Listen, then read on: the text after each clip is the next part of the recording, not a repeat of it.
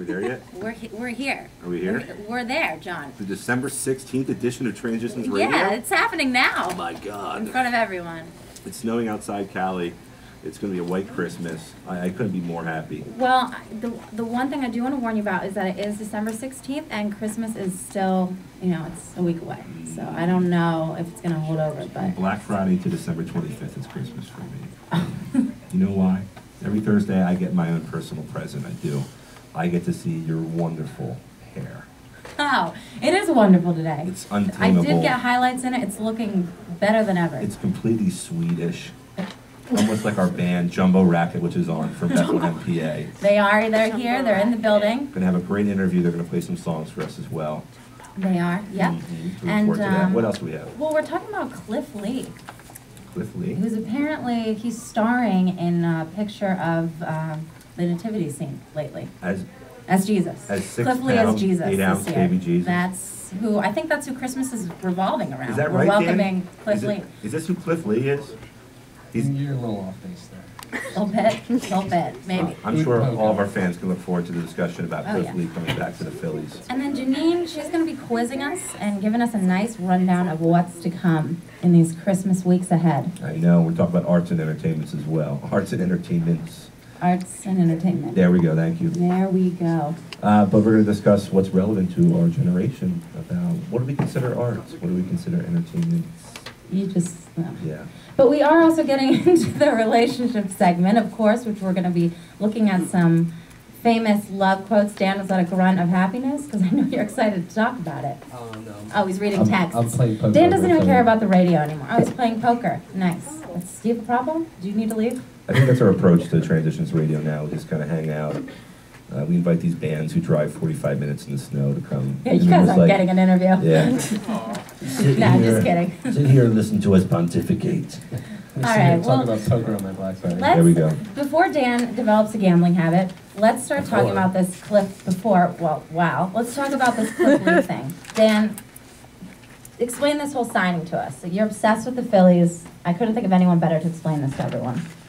Well, it really kind of happened out of nowhere. I mean, all throughout, since baseball season ended, everyone thought he was going to go to the Yankees. The Yankees put a 6-year deal on the table worth like $130-some million. Texas Rangers put a 6-year deal out worth about $120 million. And everybody pretty much thought it was going to be between those two teams until this weekend when a mystery team appeared in the bidding. And until Monday, nobody knew who that team was. And it turns out it was the Phillies. And the way that the Yankees and the Rangers found out that it was the Phillies was that Cliff Lee called the Texas Rangers general manager and said that he's no longer interested in coming to Texas. Cliff Lee's agent called the New York Yankees, said he's no longer interested in playing for the Yankees. So who was left? The Phillies came in and swooped Cliff Lee away from the Yankees to the tune of 5 years and $120 million. Well, I know that Transitions put an offer out for $5. I'm a little sad that we weren't even considered. Yeah, wow. And I didn't even get a phone call, so no one takes it seriously, I guess. Dan, this is baseball, not an episode of Lost, correct? Well, it kind of played out like an episode of Lost. So regardless of what had happened, Cliff Lee is on the Phillies now. What's the breakdown of the contract? Well, it's 5 years for $120 million with a 6-year vesting option for $27 million, meaning that he has to meet certain requirements in his first 5 years to have the 6th year picked up, which I believe is pitching either 200 innings in 2015 or pitching 400 combined innings in 2014 and 15. We have a sick lineup of pitchers now, right? I can use that word sick. We do. Am I right? This is what I've heard. Pretty much have the best starting rotation that's ever been assembled in baseball history now. You've got Roy Halladay, who won the Cy Young last year. You've got Cliff Lee, who's among one of the most prolific postseason pitchers in history. You have Roy Oswalt, who won an NLCS MVP with Houston Astros. And you have Cole Hamels, who is your number 4 guy, and he won the World Series MVP a couple of years ago. So on paper, this is the best starting rotation that has ever been put together in baseball. And that's why this whole trade, this is a big deal? Well, it's a big deal not so much that they signed Cliff Lee. It's a big deal in the fact that Cliff Lee basically gave the Yankees the finger left $34 million on the table and came to Philadelphia for no other reason than the fact that he loved playing here. His wife loved the city.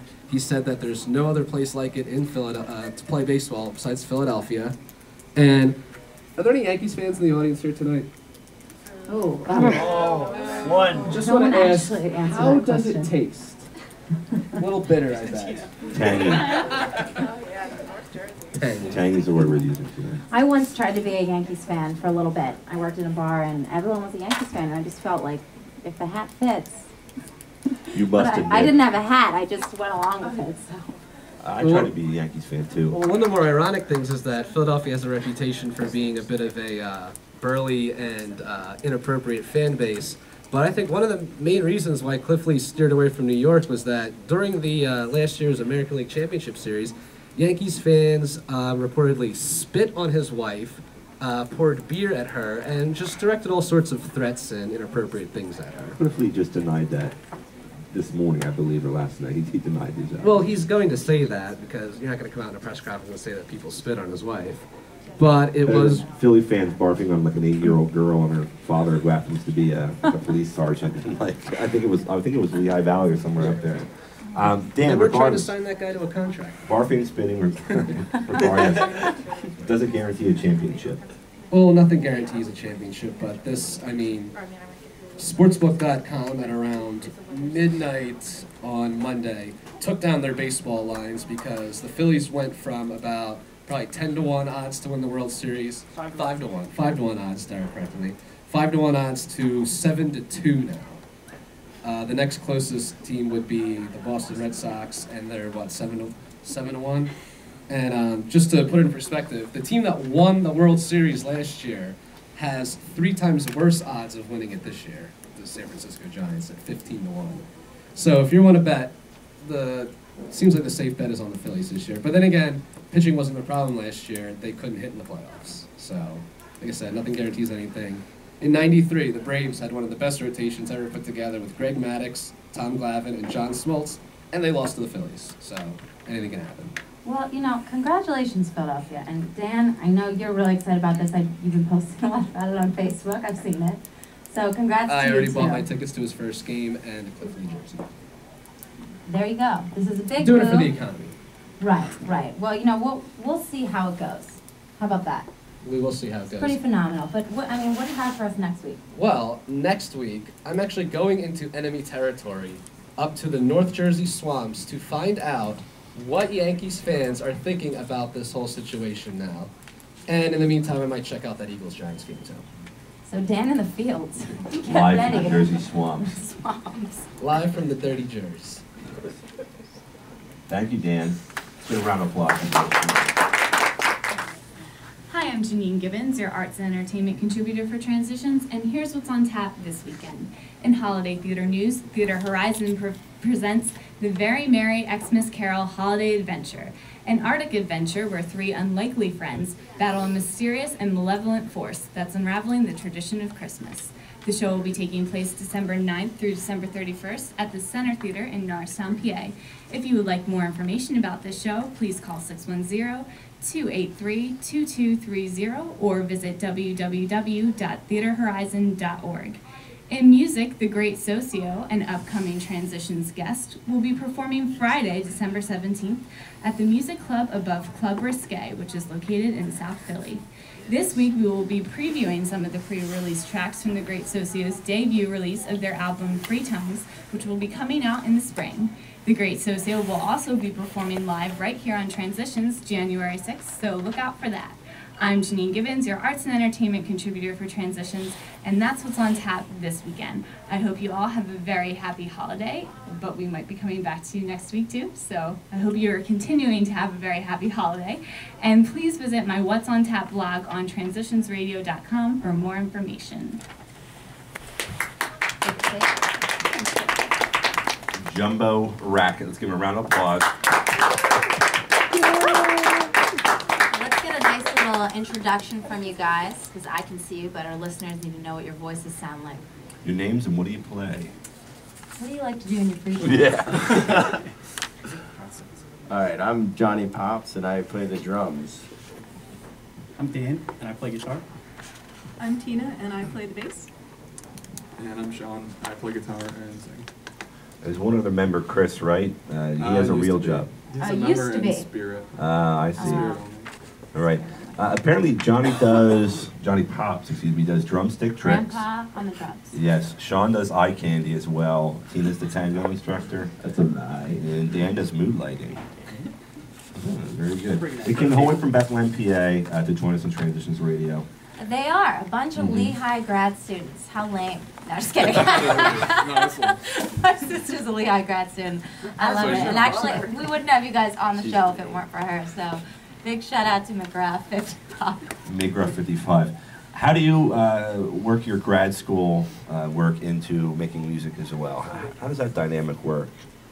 And how did you meet? In grad school? I think the way we first met is, this is John. I met Sean. You don't need to identify yourself in school. I actually met Sean in the gym the second week I was at school, which is, I guess kind of cool, but. I was wearing that. He's wearing athletic. Cardio. Weights or cardio? Oh, weights, of course. Yeah, look at this. But yeah, we met in the gym, and we didn't play music together, for about a year and a half. And just a year and a half down the road, we hung out together. He just mentioned, he wanted to play music, so I said I'll bring my drums up. And since it was me, Sean, and Chris to start, and then I found out that Tina played bass, so we got her involved. And then Chris got a job and moved to New York City. And we got Dan as the next guitarist. It was a treat. Dan showed up. Dan was just like, yo, man. You guys all in labs doing tests for engineering, or what do you do, right? I don't know what you do in grad school. I do semiconductor physics, so it's like... Boring. Yeah, pretty much. But I do the LED light research, which is actually cutting edge. Very cool. Very cool. I simulate and control nuclear fusion reactors on the computer. Similar to our work here. Yeah, and I'm an observational astronomer, so I fly off to remote mountaintops, and I get to spend a couple weeks up there looking at the stars, and then the rest of my time I spend sitting at a computer analyzing data. The life. Double life. Living the life. And I just work with kids with behavior and academic problems. So John, So you got, yeah. Or John. Or John. we'll be contacting We could be you. John Squared. We could join up together. But because we're a rock band, when we're not doing school, we're partying. So we got to get that out there. It's really cool. We are cool. So you guys, from what I've learned about you guys, you've had a lot of lineup changes in your music. You noted, Sean, from summer '09, you guys have just been up and down, but you finally hit what you like to call a sweet spot where you guys are at. So let me hear, what is your sound got? What's the influence on it? Where you come from? What's the sweet spot? I think, yeah, like you had said, I mean, I like the lineup that we have now. It's good that we have Dan in the trade from New York. That was a good pickup See, for Dan, us. they do like you. I appreciate it. I think, the songs that we have today don't have Dan on there, but I think he brings another dimension to the sound. Helps fill it out because both he and Tina can both play keyboard synth stuff, and then I can still play, and there can still be lyrics and stuff going on. So that's good. But I think we just want something that is kind of blues rock oriented, and just kind of has a nice groove to it. I think is what we kind of go for. Something with a good groove. Good groove. John, you appreciate a good groove. Callie has a good groove with her hair. No, that's clear. I can see that. That's totally observable, I know, because I'm a grad student. No, I'm kidding. So, besides some of the influence that you named, The Who, Black Keys, Black Rebel, Motorcycle Club, all cool. You also mentioned PBR, Morbid That'd be Freeman, that. Monologues, and Motley Crue. It seems John has the PBR, he has the Tabasco sauce. Yes, I spilled Tabasco sauce. Yeah, that's true. I don't know. I just used to buy a bunch of PBR pounders before practice all the time, and usually it was an interesting end of practice. But we usually go out and have fun after that. Did you pound PBRs before doing cutting edge LED work as well? Actually, it was during, you know. How can I make hope this isn't aired like by Lehigh. It's all over the world, baby. Oh man. But yeah. So no, it's just you know, PBR's cheap. We don't make much money because we're grad students. So I guess that's one of our influences. They really brought the music out of us, you know. And the Morgan Freeman. I don't even know where that came from. I was gonna say that's not inspirational. I would love to have Morgan Freeman, telling me a story every night before I go to sleep. I would Just love like to do that. follow you around. Kinda weird. You narrate my life? Yeah, heck yes. That's all I need to say. Maybe like narrate you going to the bathroom. John, you take everything to the wrong place. You just do. Could that be majestic? Kind of like marching in the Penguins, taking a dump. John. I can't do a Morgan Freeman voice, but It was almost as soothing, but it actually wasn't close. the march of the Cali to the bathroom. Oh, gross. No, but for real, I mean, you guys play this music. What I'm trying to get at here is, you talk about writing music with Chris, who's obviously, just part of it in spirit now, but what kind of, songs, what kind of message you guys try to send out there? Is it all fun? Does that have meaning to it? What kind of inspiration? Who does the writing? I definitely do all the writing. No, I'm not. I don't. I'm the drummer. Get the drummer off the mic. No. Yeah. Sean does most of the writing, but I mean, if you just look at the band name, the reason we have Jumbo Racket is it's supposed to be a lot of racket, like a lot of noise, and we wanted to make it sound cool, I guess, so we called it Jumbo Racket. So pretty much the way we play is we like to play loud, we like to play fun. I mean, we're pretty much in this to have fun, so that's basically like the whole gist of us playing is to have a good time, go out, party, that type of thing.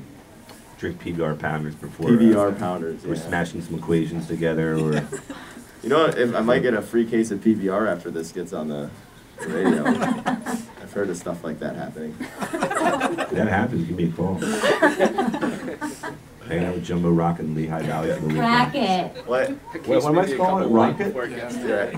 Well, I think there's something where Johnny Knoxville wore a Budweiser shirt on a Jay Leno show, or a High Life shirt, and he got a free case of beer because of it. He just kept wearing it to all his interviews because he liked the beer. We certainly have the coverage and the authority and all that Jimbo has as well. Yeah. So. That's why we're here. The clout, yeah. We're very popular in Russia.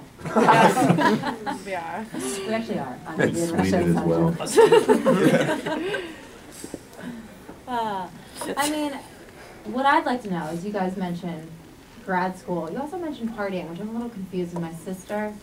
I don't know if she's a nerd or she is, okay, because she never parties. But I would like to know, I know that the demand of workload in grad school is very extreme.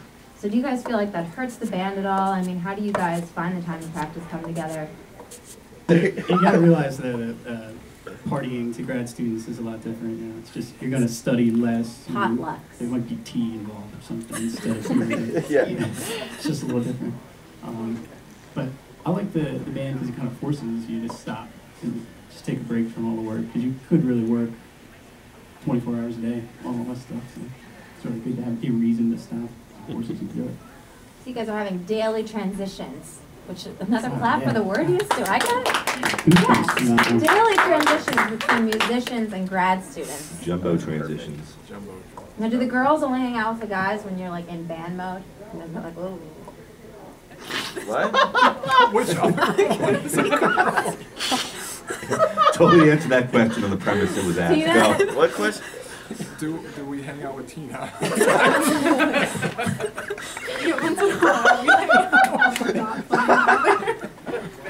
As soon as they stop the show, Tina obviously has cooties, so Yeah.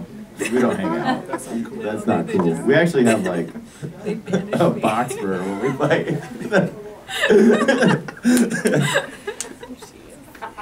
Okay. Sorry. We're a little left. Back. This is the gayest interview we've done so far. About the fan base. Fan base and sound, maybe? What's your guys' sound?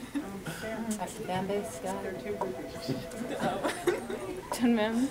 Pull together. Get the giggles out. The Jumbo Racket is composed of a pretty unique group of people here. Grad students finding a reason to take a break instead of working 24 hours a day, colliding neutrinos into atomic bombs and things like that. Kids misbehaving. I spent a lot of time on my education. So what kind of fan base does that attract? Is it more of an NPR nerdy crowd? Do you get some people, like all of Johnson's friends come out with like PBR and their long shaggy hair and their complicated shoes? How does that work? And a bunch I'm not really sure how it works. We're kind of surprised that it does work. I think originally it was all Chris's frat friends. 'Cause he was the only undergrad of all of us, which is why it was good to have him in the band, because we got a lot more done. Because he would like write and bring stuff to practice and make things go a lot quicker. But we have a couple groupies that follow us pretty much everywhere. So that's helpful. Because then they Are they bring, here? Yeah, they're here because they follow us everywhere. Is one of them my sister? It might be your sister. Oh, Erin. Yeah. This is what she's studying? She came to the Jumbo Nice. Racket. She's observing. She is a racketeer. She's a racketeer. Yeah. So it's our fan club. Racketeers. Well, let our listeners know if they want to be a part of your fan club, where can they check you guys out? We have a Facebook page, and we also, the easiest place probably is our MySpace page, which is myspace.com/jumboracket. All right, well, there you have it, guys. Check them out, myspace.com/jumboracket. Thanks for coming on, you guys. And, of course, Thanks look for having forward. us. Of course, we love to have you guys. And, of course, listen up to the show, because whenever you guys have shows, let us know, and we'll be sure to plug it on Transitions. And listen up for some music from Jumbo Racket coming up next. All right, guys, I'm Callie McCurdy, as you know that, and we're talking relationships, dating, and complaining. This week, we're taking a look at some great relationship quotes from the mouths of famous writers and celebs. Is it all a bunch of hooey? Yes, I just said hooey. On the air. Or can sincerity and wisdom be found in these poetic words? You be the judge. On another note, do you have a humiliating dating story? If so, drop me an email this week at cmccurdy, that's CMCCURDY, at transitionsradio.com. The winner, the person with the most embarrassing story, will get their story told on air, as well as the chance to be a guest commentator on the show. We're excited to hear from you. All right, guys, let's jump into this. The first quote that I have is from Henri Frederic Amiel. And the quote is, Dan, we're confused. Who? I thought you said these people are famous. Who? They're famous writers and poets, Dan. We're not doing Mel Gibson here, okay? Sports writer? Writers are famous? Anyhow. The quote is, and this is one of my favorites, we are never more discontented with others than we are discontented with ourselves, end quote. So I want to get your take on this, guys. When it comes to relationships, how does this quote apply? All of these quotes do have to do with love and relationships, so where is this guy coming from? How do you guys interpret it? Well, I think he's trying to say that if I was better looking, I'd have a girlfriend. I mean, let me get the ball rolling. I sort of look into this quote as you can't have a healthy relationship without being happy with yourself, which I think is sort of dead on what he's saying. But, I mean, some people kind of look for that hope in another person. If somebody is struggling with themselves, they sort of look for that other person to, build that bridge for them to get over it. I get what you're saying, Callie. That it comes from Jerry Maguire. Like, I feel like what you're saying with that whole, like, people needing another person to feel complete, like, that whole you complete me phase, I feel like was really part of the 90s in that movie. But no, I think that the quote that, to be discontent with yourself, you're not going to make anyone else happy. I do agree with the quote that you need to be happy with who you are and confident in who you are to enter into a relationship with somebody else. Because if you're not, you're already miserable, so you're probably going to make that other person miserable, and it's just not going to work out. That's called marriage, Janine. I mean, the real question is it okay to lean on, your significant other to fix your problems for you? That's the question at hand here. I do it all the time, Callie. Let's say I'm in bed and it's 2 o'clock in the morning and I want a cup of warm milk. Angela will cut it for me. Wow. Because I won't stop crying if I don't get it. So I think the lesson here is that you don't have to be happy with yourself. You just need to complain a lot until you get what you need. And that's really how a real relationship should work. Well, that's one take on it. That's one take. You're No, I don't. I mean, I completely disagree with you. Like, if you need a glass of milk, you should You get do? it. You completely disagree. I can't believe it. But Guys. no, I mean, like, I think we could reach a happy balance. Like, if you're happy with yourself, you're gonna be like, you know what? I feel good about life. I'll get you that glass of milk. Not because you asked me to, but because I'm happy with myself and this relationship. And it's not a big deal, and it's not like this thing where, you know, I'm asking you to get me this glass of milk because I'm, you know, macho or whatever the reason may be. It's not like a gender thing. I don't know if Macho would be getting a glass of water. I think that milk, let's leave it in the past and move forward. Okay, next quote, because you guys Next quote. you guys are killing this. Here, Dan. This quote is coming from Woody Allen. Dan, do you know that name? Yes. Okay, there we go. This quote is, "A relationship, I think, is like a shark, you know? It has to constantly move forward or it dies. And I think what we got on our hands is a dead shark." End quote. Thoughts? John? Oh, God. Jumbo Racket John. Let's see Well, what Jumbo I think- Rocket has to say about this. I think you could kind of look at that as almost like it's like life. You know, life is like a constant uphill battle. Like you always have to be working to strive to get what you need and what you want. And I think it's the same thing in a relationship. You always have to work to make the relationship or make your life work. So if you don't keep moving forward, then you're basically just going to fall backwards because that's, you know, where gravity's going to take you. I think I looked at this, if you aren't moving forward, you know, where are you going? Is it worth just staying in a relationship because it's comfortable? Because you always want the same things for dinner on the same nights, you want to do the same things together? Or do you constantly need to be making those moves forward? Is your relationship dead if you're too comfortable with each other? Kelly, I would like to think that a relationship is literally like a shark. It has gills and teeth, and it swims in the water. And it gets me warm milk. Let's see for the rest of Tina, do you have a woman's Tina? perspective as well? Let's hear from this. And then Sean as well. Oh, I mean, I think it's probably less about comfort, because I think it's not bad to be comfortable with each other. But it's more like a literal shark. Yes, that would be much more exciting. With a dorsal fin. Sean, Dan? Just going down the line. I have to go more with the literal shark. Thank you.